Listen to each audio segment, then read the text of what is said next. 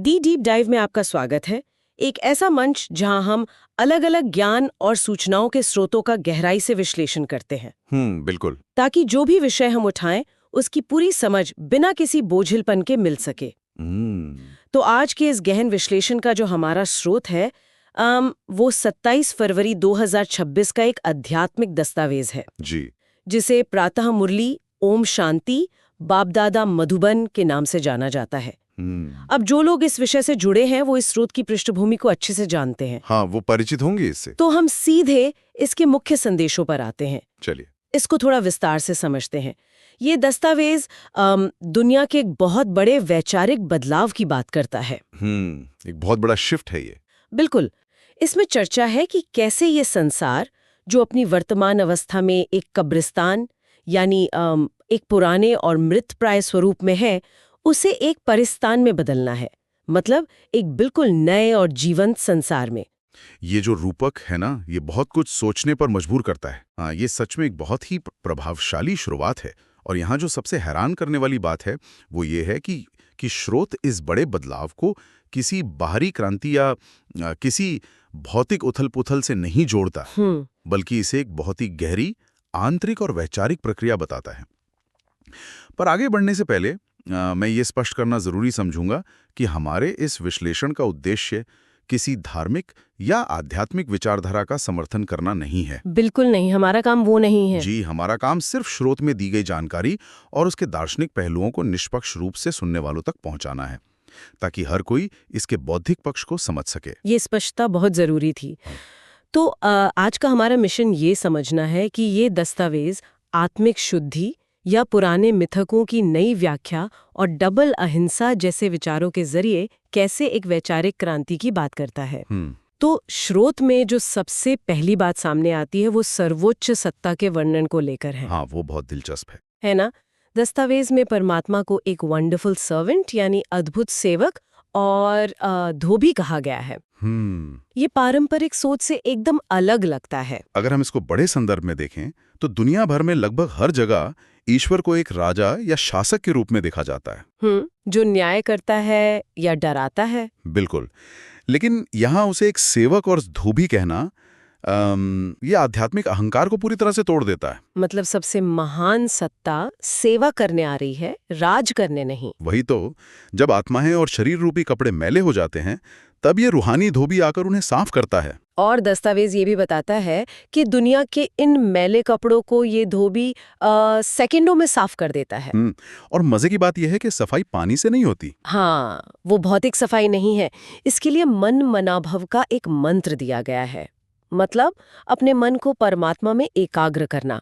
तो क्या मानसिक सफाई के लिए सिर्फ सही वैचारिक फोकस की जरूरत होती है? यही इस रूपक का सबसे मजबूत पक्ष है।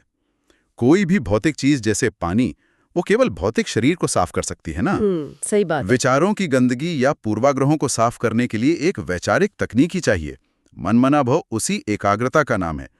इंसान बाहर कितनी भी सफाई कर ले, जब तक मन का फोकस सही जगह पर नहीं है, असली शुद्धि नहीं हो सकती। और विचारों के इस मैल का सीधा कनेक्शन आत्मा की स्थिति से बताया गया है। दस्तावेज शरीर और आत्मा के बीच एक बहुत गहरी रेखा खींचता है। जी। इसमें कहा गया है कि आत्मा का जो असली स्वधर्म है वो शांत है।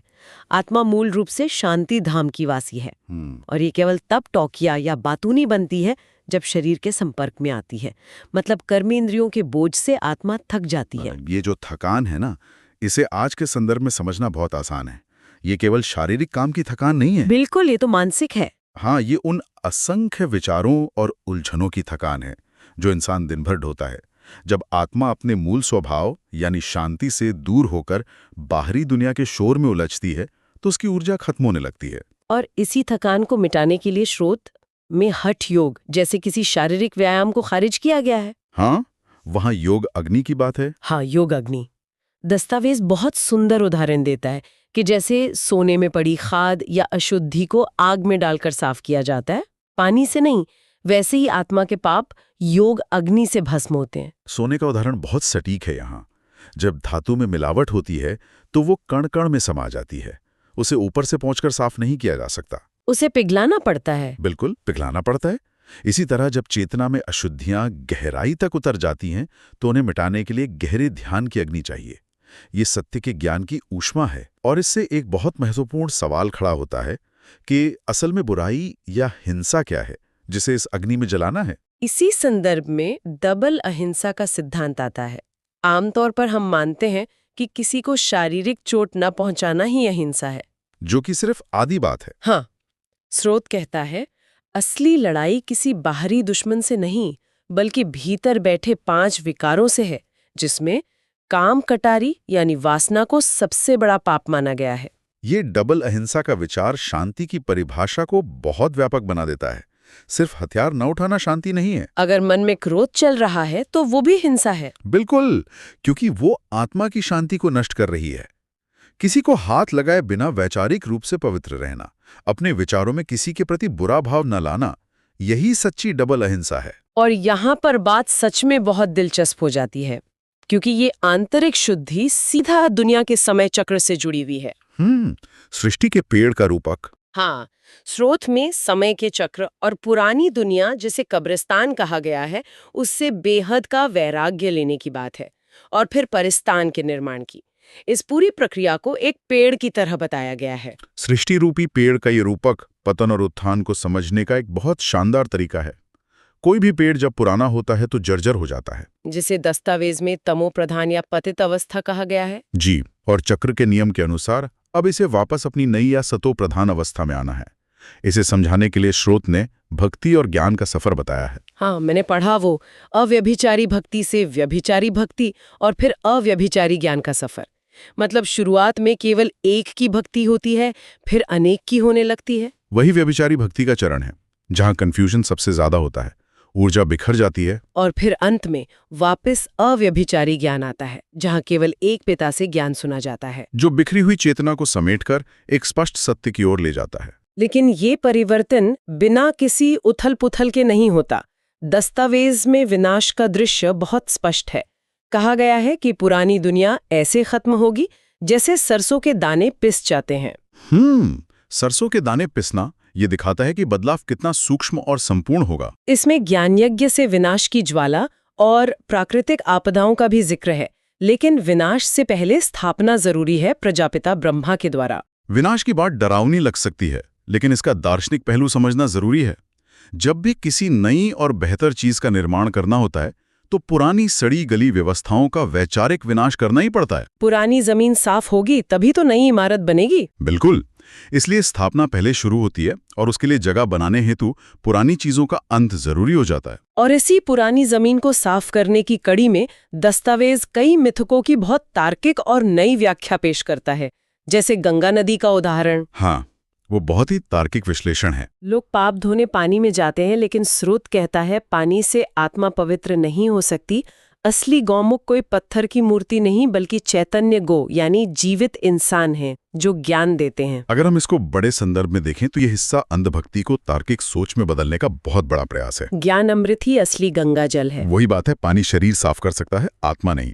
ये रूपकों को शाब्दिक अर्थों में लेने की जो आदत है ना, उस पर एक गहरी चोट है। ज्ञान ही वो अमृत है जो विचारों के मैल को धो सकता है। और श्री कृष्ण के बारे में भी पारंपरिक स्वरूप को बदला गया है। स्रोत के अनुसार कृष्ण द्वापर युग में ज्ञान नहीं देते, बल्कि वे सतयुग के फर्स्ट प्रिंस हैं जो पढ़ाई करके गद्दी के मालिक बनते हैं। ये व्याख्या समय चक्र के सिद्धांत को पुष्ट करती है। सतयुग एक आदर्श संसार है तो उसे चलाने वाला भी पूर्ण होना चाहिए।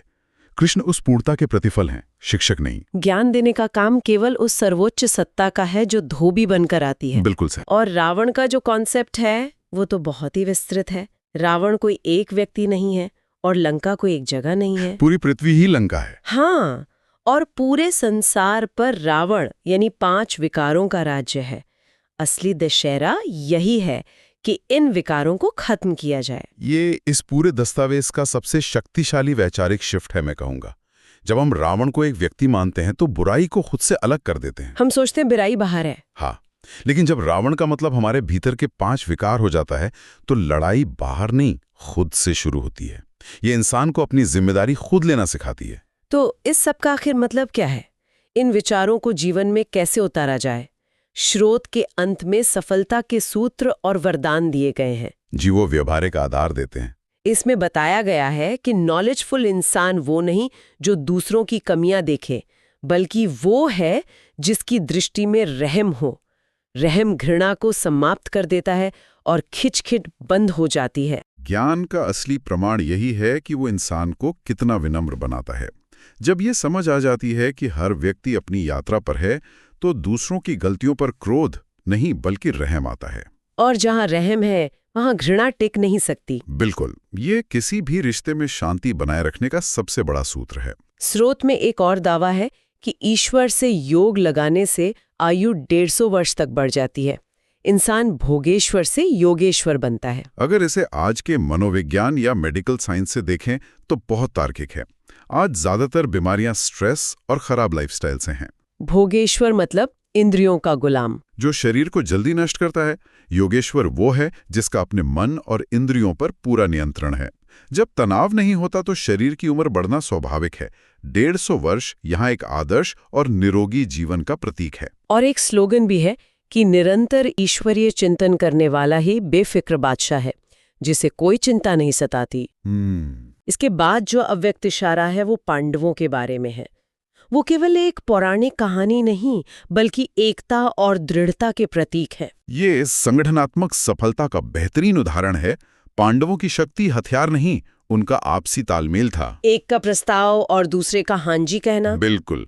जब संगठन में कोई बिना अहंकार के हांजी कहकर स्वीकार कर ले तो वो टीम अजेय बन जाती है। तो अगर हम आज के इस पूरे विश्लेषण को समेटें जी, तो इस दस्तावेज से ये स्पष्ट होता है कि दुनिया को कब्रिस्तान से परिस्तान बनाने की शुरुआत बाहर से नहीं बल्कि भीतर की योग अग्नि से होती है। पुरानी आदतों से बेहद का वैराग्य ही नए जीवन की नींव है। बाहर देखने के बजाय खुद को वैचारिक रूप से साफ करना। तो आज के इस गहन विश्लेषण को हम यहीं विराम देते हैं। जाने से पहले एक विचार पर गौर करने के लिए मैं छोड़ना चाहूंगी। बिल्कुल। कोई अद्भुत सेवक आकर सेकंडों में हमारे अंदर की सारी वैचारिक गंदगी और पूर्वाग्रहों को धो दे, तो कल सुबह जब हम अपने सबसे बड़े वैचारिक विरोधी से मिलेंगे तो हमारा व्यवहार कैसा होगा? क्या हम घृणा करेंगे या रहम की दृष्टि से देखेंगे? सोचने वाली बात है। इसी सवाल के साथ हम आज की चर्चा यहीं समाप्त करते हैं। सुनते रहिए और गहराई में उतरते रहिए।